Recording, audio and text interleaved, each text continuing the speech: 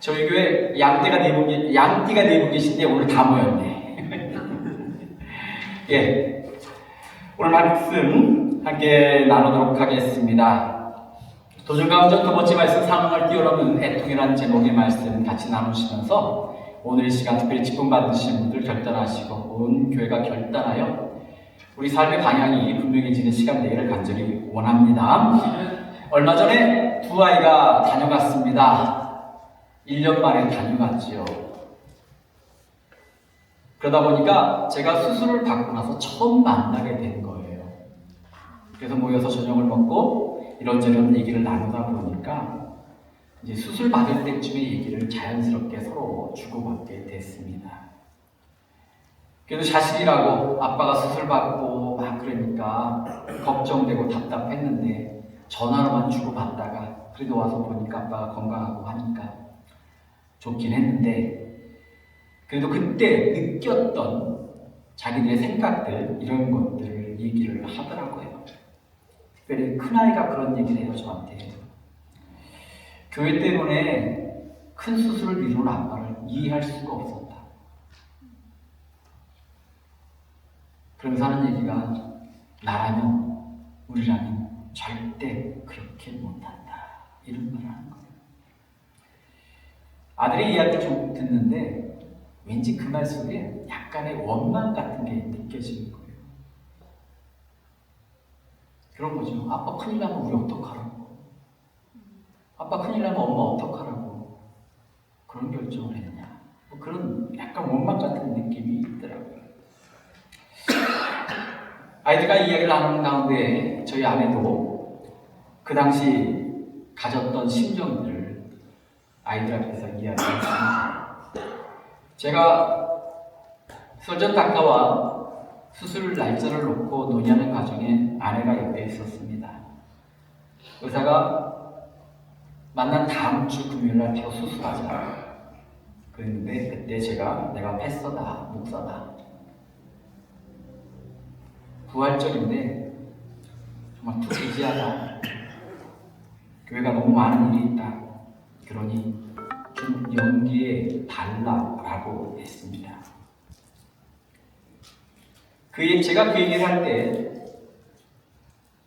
제 아내가 제 곁에서 아무 말도 못하는 자신이 너무 바보처럼 느껴졌대요.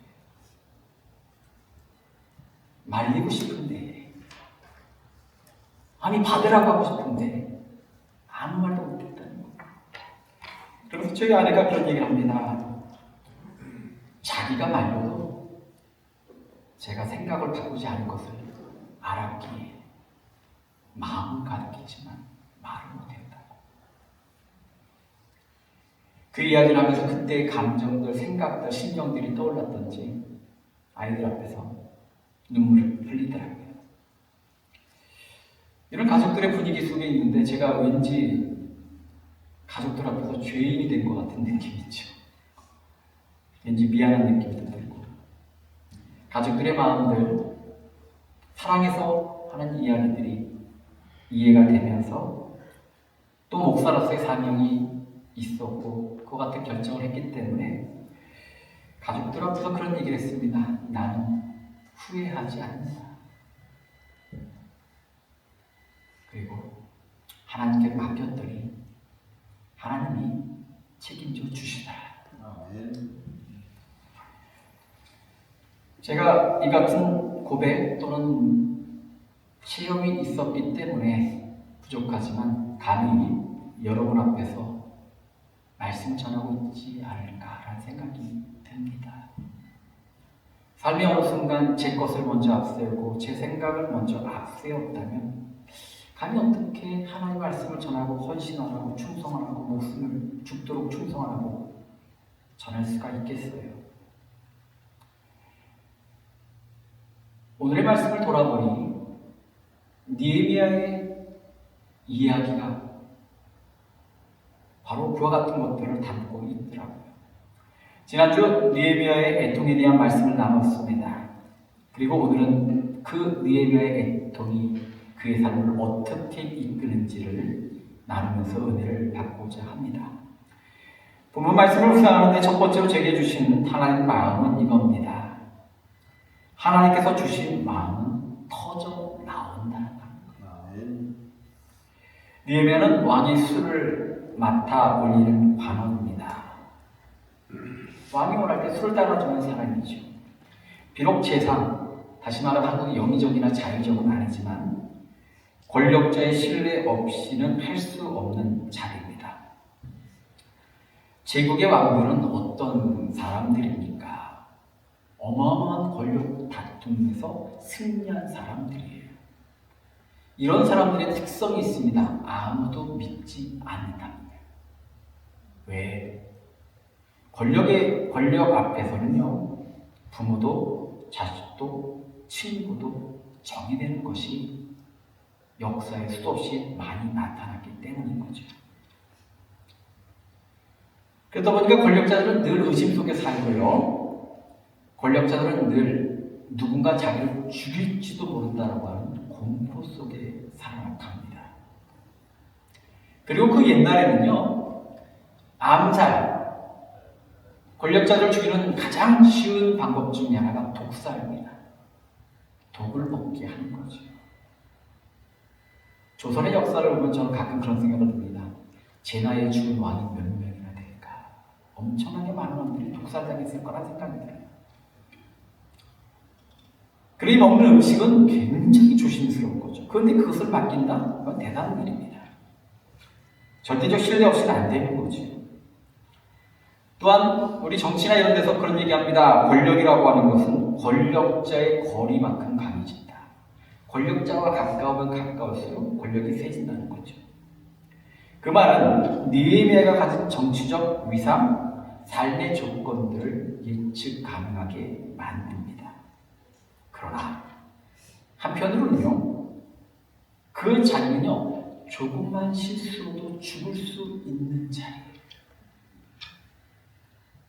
특별히 개인의 감정이 얼굴에 드러나서는 안 되는 자리입니다. 화가 났든 분노가 섰든 마음이 슬프든 어떤 것이든 그것이 드러나면 안 돼요. 그런데 어떤 일이 일어났습니까? 오늘 3절에 1, 2절의 말씀을 보니까 이와 같이 기록하고 있습니다. 이전은 내가 왕 앞에서 수심이 없었더니 내가 감정을 드러낸 적이 없었다는 얘기예요.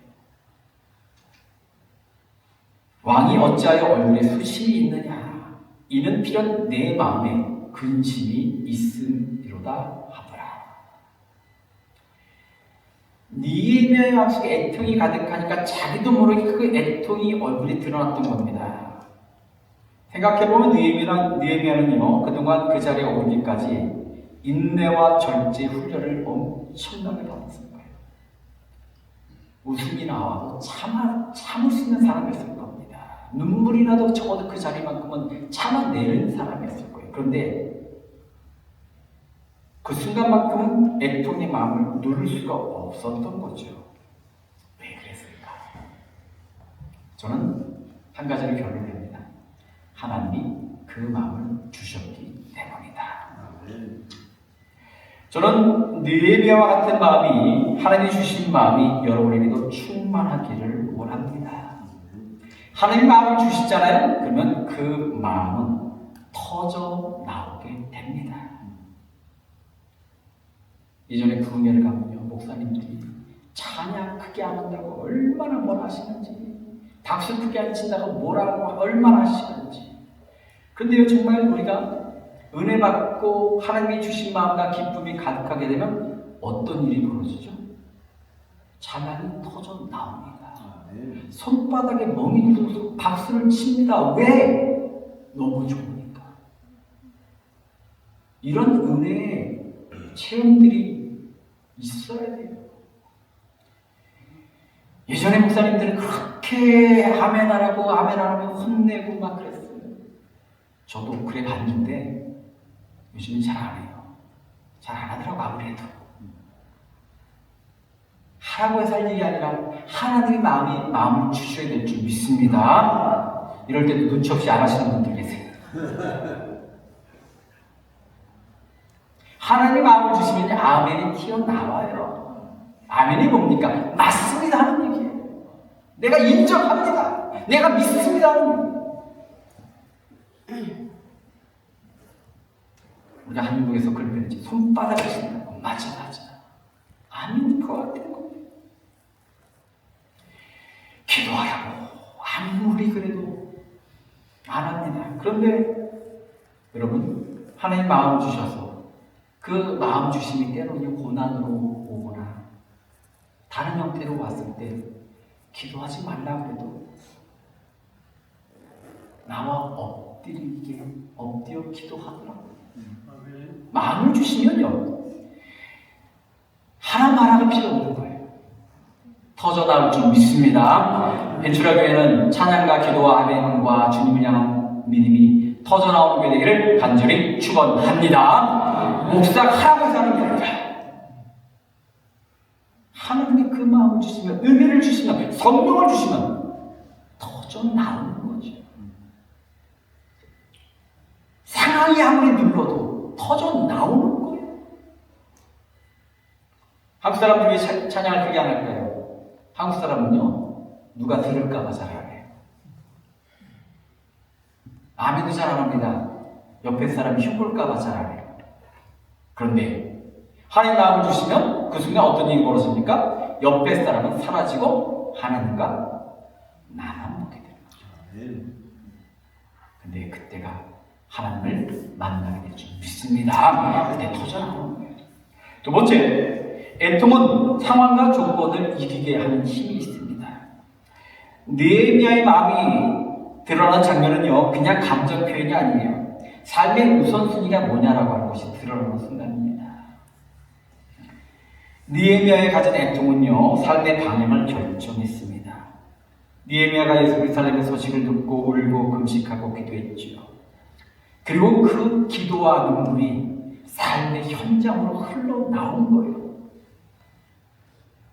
현재의 자리, 그 높은 자리, 권력의 자리, 물질적으로 풍요한 자리, 이거보다 하나님이 주신 마음으로 하나님이 이끄시는 방향으로 삶의 방향이 결정된 줄 믿습니다. 하나님께서 주신 애통은요, 삶의 방향을 바꾸는 힘이 있어요.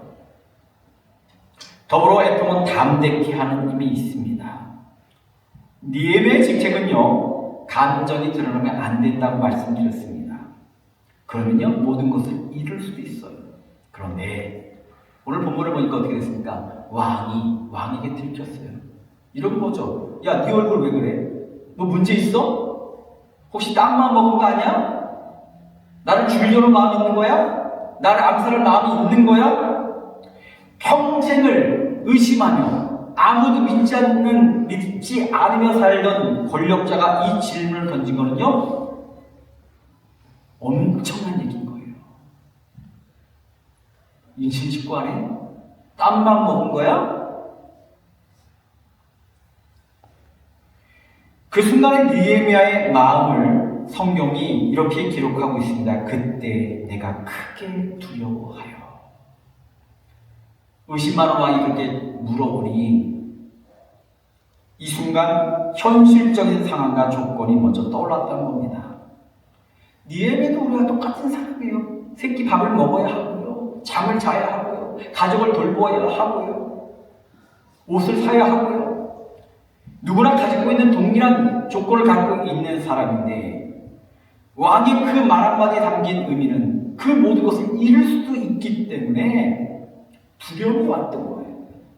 위기라고 느꼈던 겁니다. 그런데 하나님께서 주신 애통의 마음은요, 그로 하여금 그를 담대케 했고 그의 마음을 그 앞에서 드러냅니다. 3절 말씀입니다. 함께 읽어볼까요? 왕께 대답하되 왕은 만세수를 하옵소서.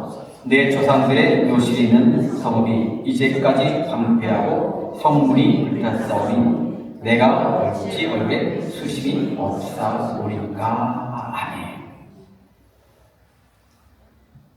속에 있는 얘기를 다 꺼냅니다. 목숨 걸. 속에 있는 얘기를 다 드러냅니다. 하나님이 주신 마음이 너무 충만하니까. 그랬더니 어떤 일들이 벌어질까요? 세 번째, 이랬더니 하나님의 예비된 하나님의 역사를 체험하게 되더라고 하는 거예요.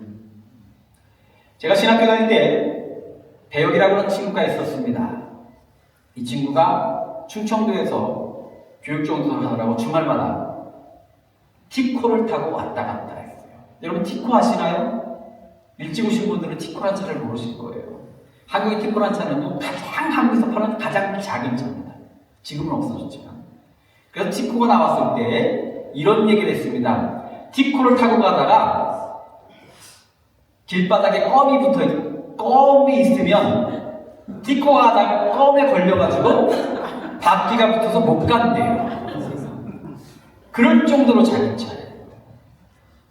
돈이 없을 때니까 전도사가 티코를 타고 갔다 오다가 고속도로에서 큰 차에 부딪혔어요. 차가 뒤집어져갖고 그냥 그 충격에 차가 쭉 밀려가는데 우리 주마등처럼 스쳐간다는 얘기 있잖아요. 그 짧은 순간에, 그 몇 초 순간에 막 삶이 막 영화처럼 확 지나가요. 그래서 제가 이게 실제로 의학적으로 과학적으로 있는 얘기인가 찾아봤더니 진짜 그렇다고 그러더라고요. 뇌파가 순간적으로 예민해지고 막 집중적인 에너지가 폭발하면서 더 정확하고 선명한 기억들이 난대요. 제가 왜 이런 말씀을 드리냐면 오늘 많이 의심해서 너 얼굴이 왜 그래? 뭔가 문제 있는 거지? 땀만 먹은 거? 이런 질문을 던졌을 때 느헤미야가 목숨을 걸고 얘기를 다 했습니다.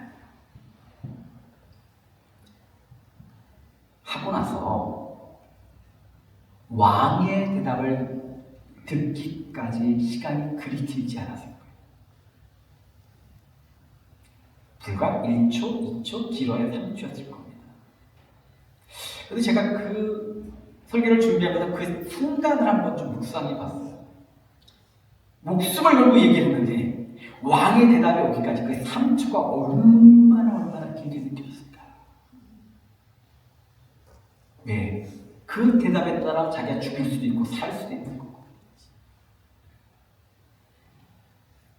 그 짧은 순간이 엄청나게 길게 느껴졌을 거예요.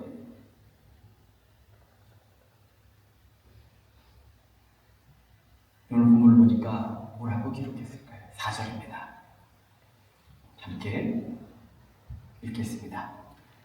왕이 내게 이르시되 그러면 내가 무엇을 원하느냐? 왕이 너 죽을래가 아니라 네가 원하는 게 뭐 있나?